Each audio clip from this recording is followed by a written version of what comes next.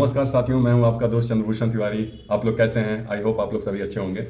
आज मैं आपको स्टॉक मार्केट का बिगिनर से लेकर एडवांस लेवल तक मैं आप लोगों को बताऊंगा, और उसमें सारी जो स्टॉक मार्केट यानी शेयर बाजार की सारी बातें मैं कहानियों के माध्यम से, और उसमें कैसे आप निवेश कर सकते हैं आसानी से, और उसको कैसे समझ सकते हैं कि एक खेती करने वाला इंसान भी और एक मजदूर भी इसको बहुत आसानी से समझ सके। ये मेरा इस वीडियो बनाने का मेन मोटो यही है।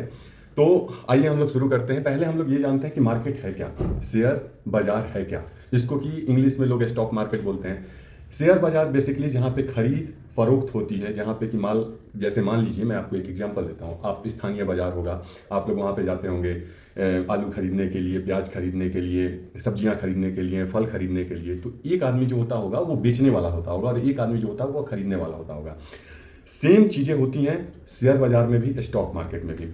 ये जो है बाजार, स्थानीय बाजार हो गया, नेशनल यानी राष्ट्रीय बाजार हो गया, अंतर्राष्ट्रीय बाजार हो गया, ऑनलाइन मार्केट हो गया, इसमें सब में खरीद और बिक्री ही होती है। यही है स्टॉक मार्केट, जिसको कि शेयर बाजार बोलते हैं। अब इसमें यह समझना है कि शेयर बाजार की शुरुआत एक्चुअली हुई कैसे, स्टॉक मार्केट की शुरुआत कैसे हुई।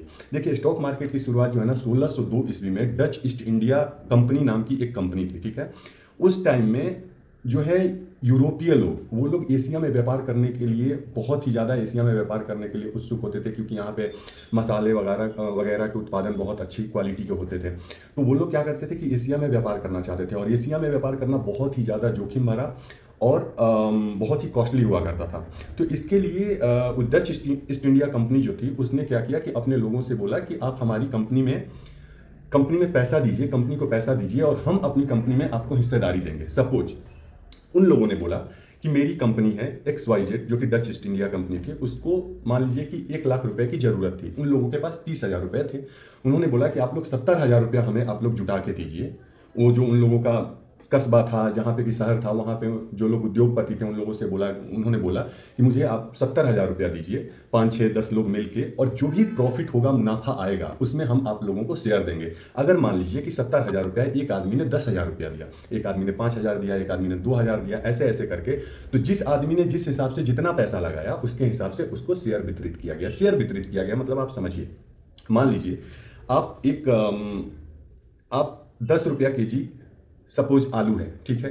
तो अगर आपके पास 5 रुपया है तो आप आधा केजी ही खरीद सकते हैं। उसी प्रकार से जिसके पास 10 रुपया है वो 1 केजी खरीदता है, तो उसको 1 केजी इतना माल मिलता है। तो वैसे ही जिसने 10,000 रुपया लगाया, तो जब मुनाफा होगा तो उसी के अनुपात में उसको प्रॉफिट भी मिलेगा, ठीक है। यही हुआ 1602 ईस्वी में। यहीं से तो कंपनी ने क्या किया कि उन लोगों को शेयर वितरित किया, अपना हिस्सा दिया अपनी कंपनी में। तो जब कंपनी ने व्यापार करके जब कंपनी आई, तो कंपनी को जो है मुनाफा हुआ, तो कुछ लोगों ने बोला कि मैं अपना शेयर बेचना चाहता हूं, मैं अपना शेयर किसी और को देना चाहता हूं। तो जिनको बेचना था, उन्होंने शेयर दूसरे को वितरित किया उस मुनाफे पे लेकर। तो यहीं से शेयर बाजार की शुरुआत हुई। अगर मान लीजिए उन्होंने 10,000 लगाया, कंपनी का प्रॉफिट हुआ, तो 10,000 का वो 15,000 का हो गया, उनका 10,000 15,000 में बदल गया। तो वो 15,000 किसी ने बोला कि अब मेरे को मेरा पैसा वापस चाहिए, तो उस कंपनी का शेयर किसी और ने खरीद लिया 15,000 रुपए में, इस उम्मीद में कि आगे कंपनी फिर जाएगी, व्यापार करेगी, और ये 15,000 मेरा 20,000 हो जाएगा, या 25,000 हो जाएगा, या 30,000 हो जाएगा। यही एट प्रेजेंट सिनेरियो में यही हो रहा है। तो अभी आप लोगों को ये समझ में आया कि कैसे। तो पहला जो है स्टॉक एक्सचेंज जो बना, वो बना एम्स्टर्डम स्टॉक एक्सचेंज, जो कि दुनिया का, विश्व का सबसे पहला स्टॉक एक्सचेंज है, ठीक है। अब हम इंडिया में बात करते हैं, तो इंडिया में पहला स्टॉक एक्सचेंज जो कि BSE है, बॉम्बे स्टॉक एक्सचेंज, जो कि 1875 में बना था। एंड पहले इसी का मोनोपोली था 1875 से लेकर 1992 तक, क्योंकि 1875 से 1992 के बीच में मोस्टली ये स्टॉक एक्सचेंज, क्योंकि मुंबई में था, तो यहाँ पे जो है जितने अमीर पैसे वाले लोग थे, उन्हीं लोगों की पहुंच बॉम्बे स्टॉक एक्सचेंज में होती थी। तो इसके बाद क्या हुआ कि सरकार ने, गवर्नमेंट ने ये सोचा कि ये जो है सिर्फ पूंजीपतियों के पास ही इस स्टॉक एक्सचेंज, ये जो शेयर बाजार है, इसका इस किसी कंपनी में जो है खरीद बिक्री या जो भी हो रहा है, वो पूंजीपति लोग ही कर रहे हैं। तो इसको क्यों ना आम लोगों के पास पहुंचाया जाए। इसी बीच में 1992 में हर्षद मेहता स्कैम हो गया, तो 1992 में। तो इसके बाद यहीं पे NSE आया, नेशनल स्टॉक एक्सचेंज, जो कि नेशनल स्टॉक एक्सचेंज जब आया, तो इसने इलेक्ट्रॉनिक ट्रेडिंग को बढ़ावा दिया। पहले डीमैट अकाउंट होते थे, डीमैट अकाउंट नहीं होते थे, पहले फॉर्म्स वगैरह मिलते थे, डीमैटेरियलाइज्ड फॉर्म। उसमें क्या होता था कि आप शेयर खरीदते हैं, उसको रखते हैं, और फिर उसको आपको अगर लिक्विड करना होता था, तो आपको स्टॉक एक्सचेंज में भेजना पड़ता था, फिर आपको पैसे मिलते थे। That was a lengthy process. तो 1992 में एनएसई आया जिसने कि टोटली इलेक्ट्रॉनिक कर दिया। ठीक है, तो ये हो गया आपका शुरुआत है स्टॉक एक्सचेंज का।